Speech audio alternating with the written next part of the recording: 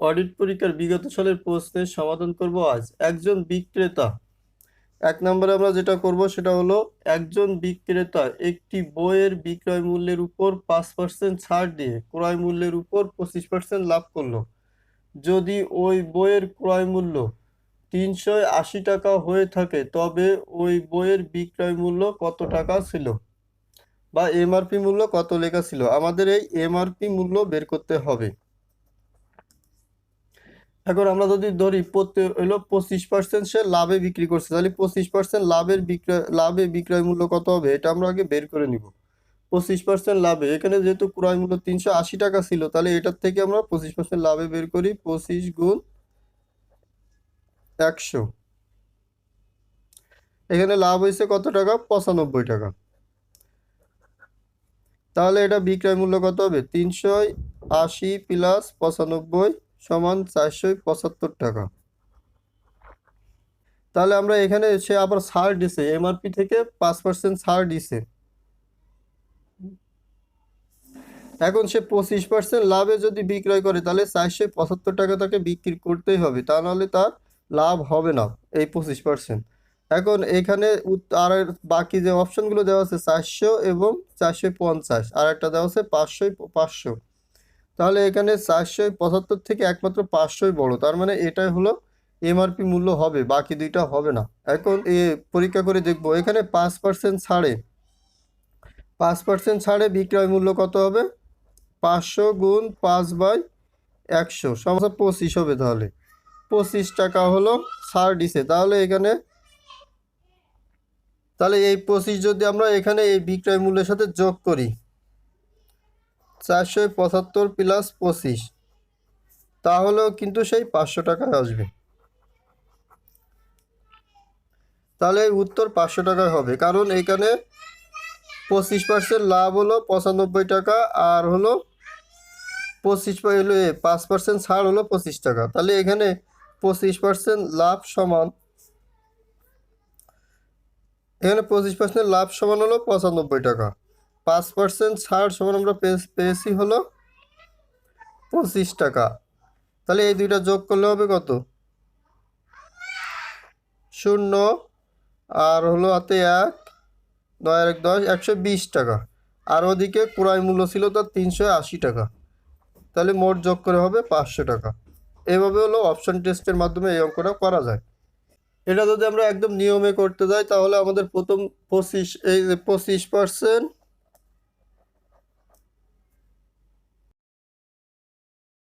এখানে এমআরপি থেকে যদি 5% ছাড় দেয় তাহলে বিক্রয় মূল্য কত হবে? 95 টাকা। এখন 95 টাকা বা 95% আমরা লিখতে পারি, কারণ কি 95% মূল্য হলো কত? 475 টাকা। তাহলে আমরা লিখতে পারি 95% সমান 475 টাকা। অর্থাৎ 1% সমান, যখন সে 95% টাকায় বিক্রি করছে তখন সে বিক্রয় মূল্য পাইছে কত? 475 টাকা। অর্থাৎ 1% সে পাবে, কম পাবে, এজন্য 95% যদি ভাগ হবে, আর 100% যখন পাবে তখন সেটা গুণ হবে, এবং এটা হিসাব করলে 500 টাকা আসবে। অতএব এমআরপি হবে 500 টাকা।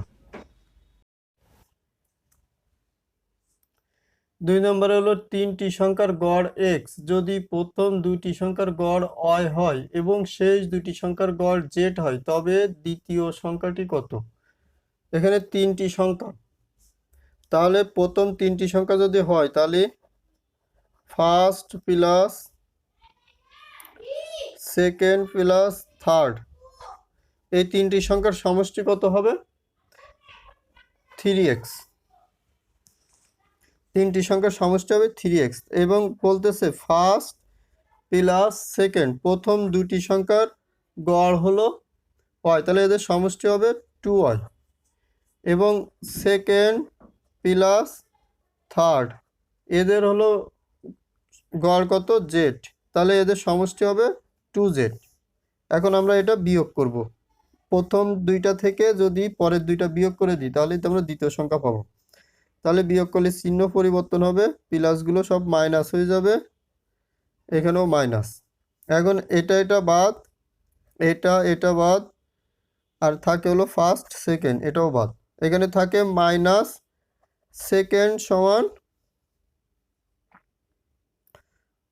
Minus 2y minus 2z plus 3x। এখন আমরা উভয় পাশে মাইনাস যোগ করে দেবো, তাহলে দ্বিতীয় সংখ্যাটি সমান সেকেন্ড সংখ্যা হবে, যেহেতু অপশানে আছে 2y plus 2z minus 3x, অপশানে যেহেতু এটা সি নাম্বারে আছে, অ্যান্সার এটাই হবে। আরিফ একটি কাজ 60 দিনে করতে পারে। আরিফ এবং বাবর একসাথে মিলে ওই কাজ 20 দিনে শেষ করতে পারে। বাবর একা কত দিনে ওই কাজ শেষ করতে পারবে? দুইজন মিলে যদি করে তাহলে ওই কাজটা কত দিনে শেষ হবে? 20 দিনে। যদি 20 দিনে দুইজন মিলে 20 দিনে কাজটি শেষ করতে হবে, তাহলে একদিনে কত অংশ করবে? 1/20 অংশ। এটা দুইজনে করবে, দুইজন। আবার বলতেছে আরিফ শেষ করতে পারে। আরিফ শেষ করতে পারে 60 দিনে, তাহলে আরিফ একদিনে করবে সমান 1/60 দিনে। এখানে আরিফ প্লাস বাবর একদিনে করে কত? 1/2 অংশ। আর শুধুমাত্র আরিফ, এখানে শুধুমাত্র আরিফ একদিনে করে 1/60 অংশ। এখন আমরা বের করব হলো বাবরেরটা।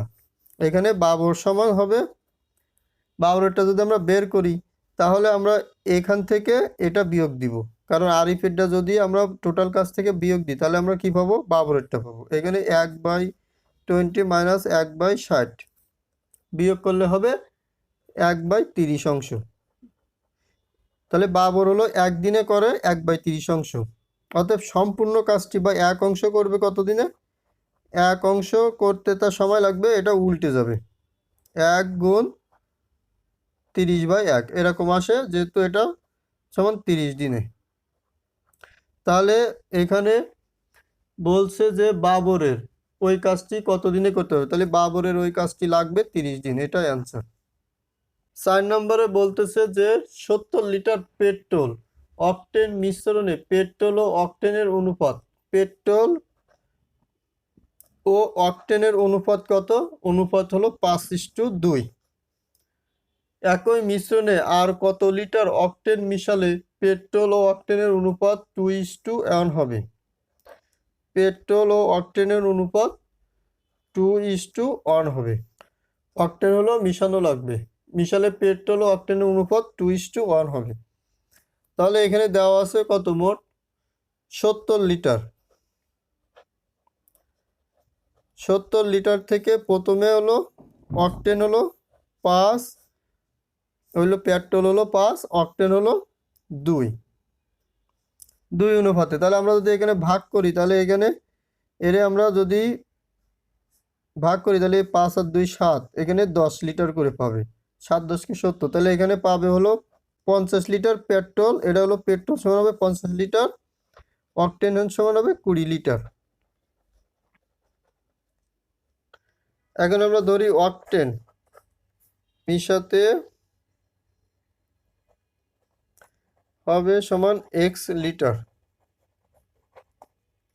তাহলে এখানে পেট্রোল আছে 50 লিটার, অকটেন আছে 20 লিটার, এর সাথে আমরা যদি x লিটার পেট্রোল মিশাই তাহলে 50:20 x প্লাস x লিটার আমরা মেশালে সেটার ইস্টু হবে কত? 2:1।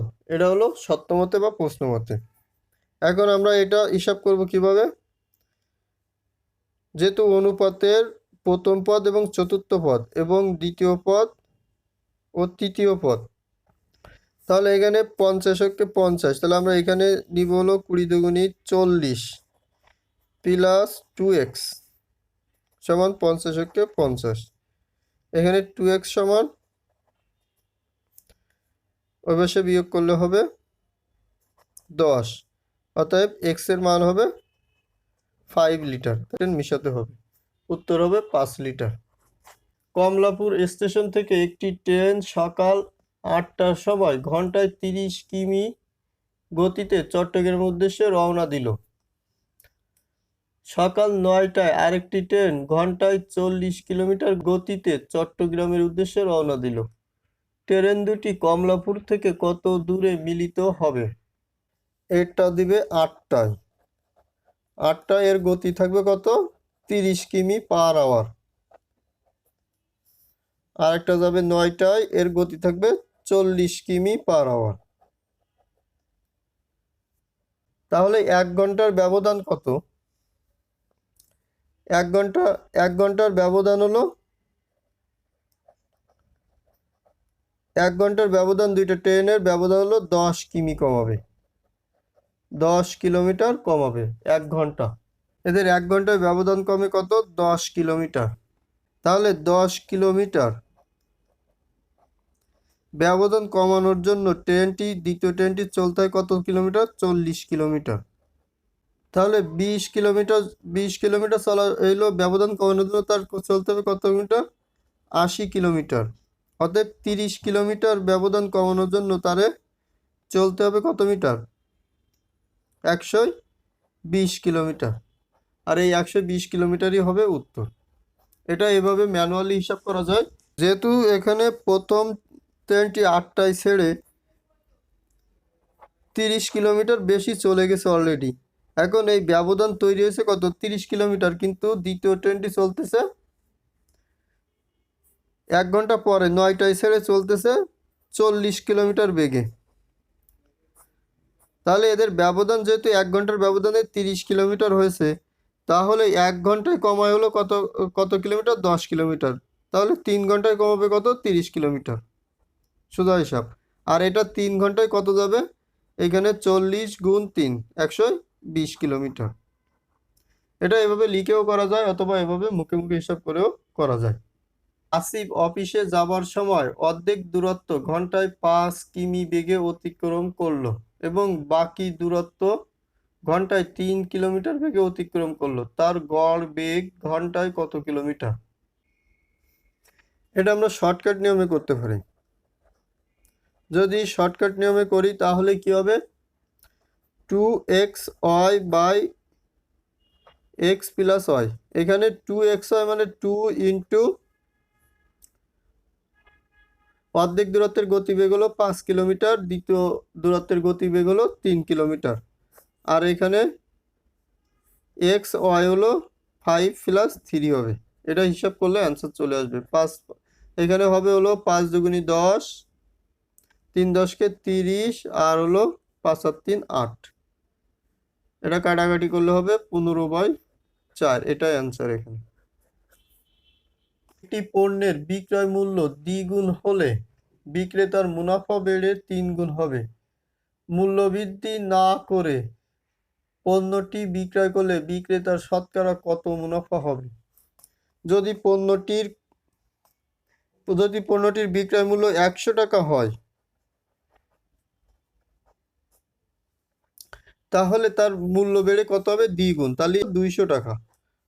বিক্রয় মূল্য যদি 100 টাকা হয়, তাহলে তার দাম বেড়ে কত হবে? দ্বিগুণ হলে 200 টাকা হয়ে যাবে। তাহলে এর এখানে লাভ বাড়বে কত? লাভ হবে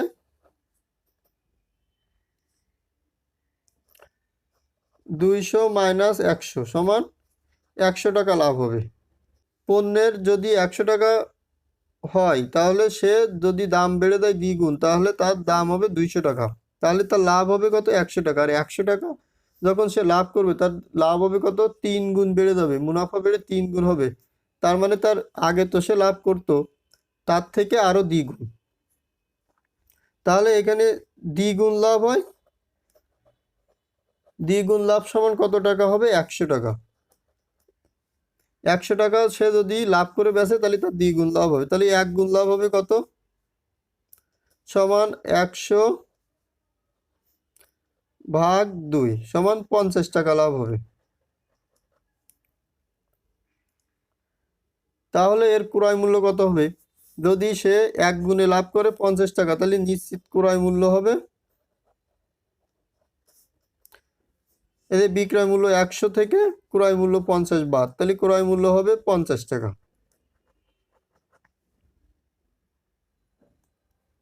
এখন 50 টাকা লাভ হয়েছে, তার 50 টাকা লাভ, আবার ক্রয় মূল্য সমান হলো 50 টাকা।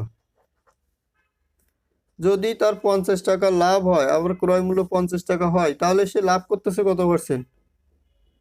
50 টাকা লাভ করতেছে মানে 100%। উত্তর হবে 100%।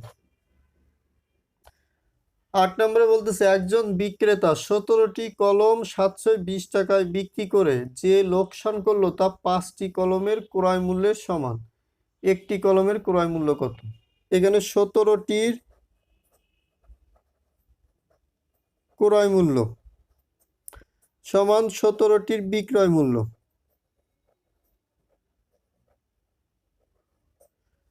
সে 17টি যে টাকায় কিনেছিল 17টি এমন টাকা বিক্রি করলো যে তার কি হলো, 5টি কলম লস হলো, 5টি ক্রয় মূল্য লস হলো, তাহলে 5টির ক্রয় মূল্য থাকলো। এই লাইনটা বুঝলে অঙ্কটা খুবই ইজি হবে। 17টি কলম সে যে টাকা ক্রয় করেছিল তার থেকে 17টির বিক্রয় মূল্য বাদ দিলে 5টি কলমের ক্রয় মূল্য থাকবে, কারণ সে 5টি কলম লস করেছে। ক্রয় মূল্য মাইনাস বিক্রয় মূল্য সমান ক্ষতি হয়।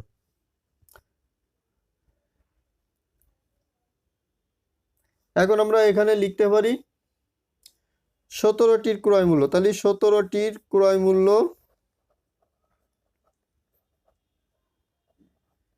মাইনাস 5টি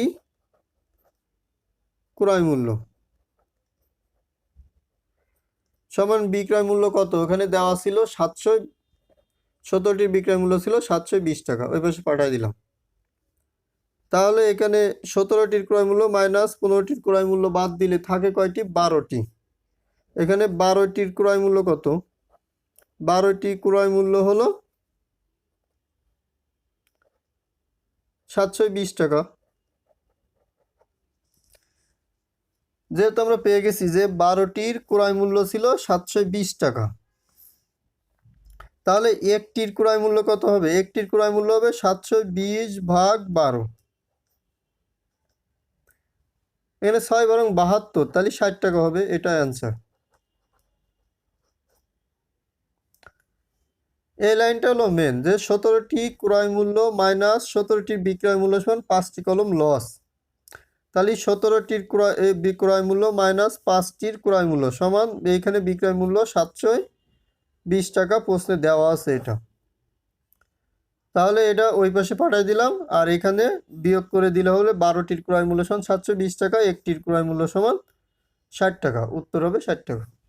2600 টাকা 3 জনের মধ্যে এমনভাবে ভাগ করা হলো যে প্রথম ব্যক্তি দ্বিতীয় ব্যক্তির চেয়ে দ্বিগুণ টাকা পেল এবং দ্বিতীয় ব্যক্তি তৃতীয় ব্যক্তির 1/10 গুণ টাকা পেল। তৃতীয় ব্যক্তি কত টাকা পেল? এখানে মোট হলো 2600 টাকা। কয়জনের মধ্যে ভাগ করা হবে? 3 জনের মধ্যে। আমরা যদি ধরি যে দ্বিতীয় জন সমান x টাকা পায়, তাহলে এখানে বলতেছে যে প্রথম ব্যক্তি দ্বিতীয় ব্যক্তির চেয়ে দ্বিগুণ পায়, তাহলে x টাকা পেলে এখানে প্রথম ব্যক্তি পাবে 2x টাকা, আর হলো তৃতীয় ব্যক্তি দ্বিতীয় ব্যক্তি পাবে কত? 1/10 টাকা। তাহলে তৃতীয় ব্যক্তি কি পাবে? দ্বিতীয় ব্যক্তির চেয়ে 10 গুণ টাকা বেশি পাবে, তাহলে ও পাবে 10x টাকা। এই হলো 3 জনের ডিস্ট্রিবিউশন। যেহেতু এখানে দ্বিতীয় ব্যক্তি তৃতীয় ব্যক্তি থেকে 1/10 গুণ কম পাবে, তাহলে তৃতীয় ব্যক্তি অবশ্যই 10 গুণ বেশি পাবে। এখন এটা আমরা ইকুয়েশন করব, x plus 2x plus 10x সমান কত? 2600 টাকা।